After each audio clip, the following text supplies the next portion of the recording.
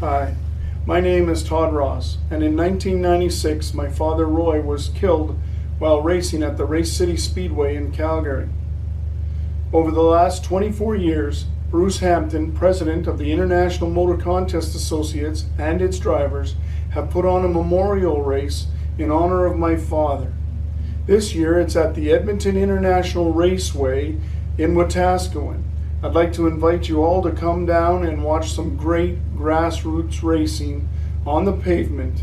I'd like to ask you a favor. If you are planning on coming down to the Edmonton International Raceway in Wetaskiwin to cheer on one or more of the competitors in this year's 25th anniversary Roy Ross Memorial, please buy your tickets online at eventbrite.ca or email royrossmemorial@gmail.com.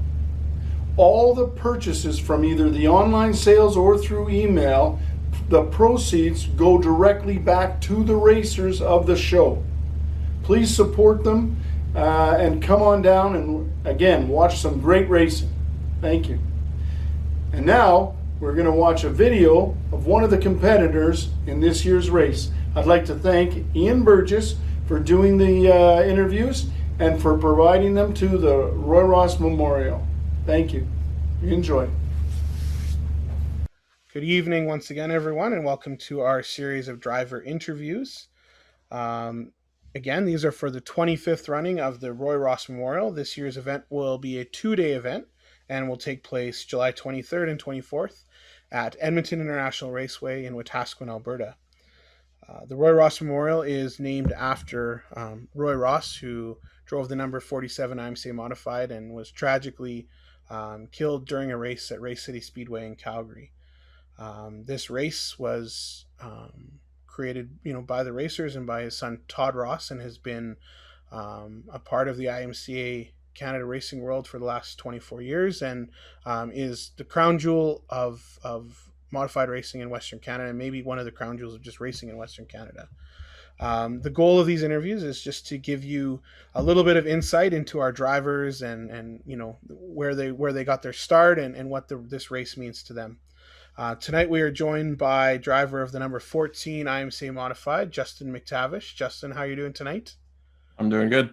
It's good. We're burning the midnight oil getting this one done, but it's always good to chat with drivers.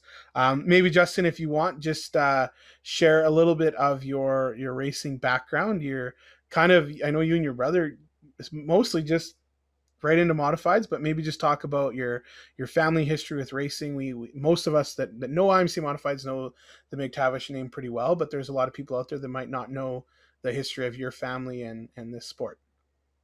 I'm 31 and I've been racing for 14 years in the modifieds. I started right into them. Driven other cars a little bit, but mostly just modifieds.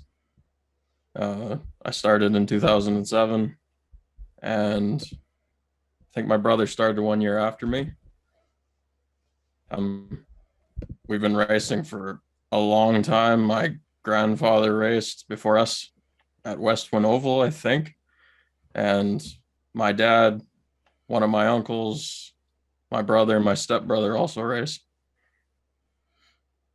Yeah, so something that's in your blood, and it's kind of cool. You and your brother and your dad have all won this event, and your dad was the first winner, and both of you have won since then. How does it? Describe the feeling to see your car on the trophy, the Roy Ross Trophy? I'm sure you have every time you look at it, I'm sure you double check. Oh yeah, it's still on there, and it looks the same. But what's the feeling the first time you see your car on that trophy? It's probably mostly pride to see that trophy and all the names that are on it, of all the drivers that I've watched and looked up to for years, and to know that my name is right beside theirs is pretty amazing. Yeah, it's pretty neat. Pretty cool for you guys, again, being a motorsports family, and that you guys have actually got to have your own race a couple times at the Roy Ross and the McTavish Trophy Dash. And Todd sent me some notes, and he wanted me to let you know that you didn't win any of them, but and you said you've never had good luck in trophy dashes. What are you just saving stuff for later, or what is it? Just the race is so quick that it happens, and you're kind of stuck if you're not up front. Mostly stuck. It's usually when they put me and our family in a trophy dash, most of us are pretty quick, so passing each other is not easy. Yeah. What you've raced thousands of laps at Edmonton International Raceway. Um, what's the secret? What are if you want to share your secrets? But it's a tough place to race. I know I had a heck of a time the time I raced there, and it's very different than where I raced in Hythe, and it's a pretty tight, narrow track, and it's kind of sometimes one groove track. How do you keep your patience? How do you find the holes? What do you do kind of to prepare for a race, and what's going through your head while you're racing? Um, Not really much preparation, just trying to stay calm and make sure I didn't miss anything. But out on the track, because it's so tight and narrow, there's really only two grooves, and they're very limited on where you can be to make them work. So getting extremely close to the other driver is very important. Otherwise, you're never going to pass them. Yeah, and that's the hard thing. I know for me, you think, oh, I'm going to go around this guy on the outside, and you give a half a car length, and now you're almost in the third groove, and you're going backwards, right? And that you've been there. The scary part sometimes of that track is when you move to the outside, you can get kind of freight train sometimes if you get stuck out there. So it's you gotta make sure you're ready to rock. This year the event's going to be a 2-day show, and so on Friday night we're going to have the Silver Star Challenge, and I don't know if you know or not, Todd was telling me there's going to be this WWE belt given to the winner of that event. And then the Saturday race will be, again, presented by Mark Burton and UGAS Compression. He sponsors the trophies again. Will be the traditional 47 lap Roy Ross. And then they're going to do a weekend points championship as well called the Goldbrook 247. So now that it's a 2-day show and a little bit different than what we've ever run before, does that change the way you're going to race? Does it change how you're going to do things on the track? Not too much. Maybe just be a little more careful the first day, because you obviously have the second day to run. But most of it'll be just the same. It'll kind of be like testing your car before the big race too, which is always good. Yeah, I think maybe it'll get some jitters out for some of the other drivers, and because it is, I think we'd all agree it's one of those events where there's that nervous excitement about the event and all that kind of stuff. Maybe talk a little bit about, you've been able to race against your dad, you've been able to race against your Uncle Jeff and against your brother and your stepbrother. What is it like racing family out on the track? Nerve-wracking sometimes, because obviously you don't want to be the one to break your family's cars. So, but we usually race each other pretty hard, probably harder than most. So a little bit of bumping and banging every once in a while is a given. Has there been any really quiet dinners after races? I don't think we've had too many wrecks, so not so far. That's good. That's good. There's going to be quite a few younger drivers this year. We're up to 18 cars now. But one of the biggest fields probably you've ever been a part of is a part of the Roy Ross. And as an experienced driver, as someone who's won this race before, what are those first 20 laps do you think going to look like? How are you going to, what do you have to do to make sure you're there on the podium on lap 47? I would say you'd have to at least time in for the top 10, because we invert the top 10. If you're not in that pack, it's going to be really hard for you to get through everybody else. And the first 10 laps, I would say most of us will be pretty close. But if we do have lap traffic, that's when everything's going to start moving. Yeah, and that'll be a real test, right? Because you're going to have, the leader cars maybe going at one speed and coming up on lap cars quickly and just making decisions quickly. And that's where kind of experience and maybe just muscle memory and reaction time, all that's going to come into play. How Comparing yourself to your brother, what would you say is the difference between the way you and your brother drive? Uh, Colby's really smooth, so he can do lap after lap and do the same thing over and over again. And I'm a lot more of fly by the seat of my pants, sort of quick reacting, and I think I move through traffic a little quicker because I'm more aggressive, but that's probably the biggest differences. And which one of you is more like your dad?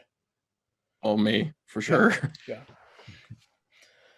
And so with 4 cars out of the shop and all that, how many nights a week are you guys in there wrenching? What does that look like?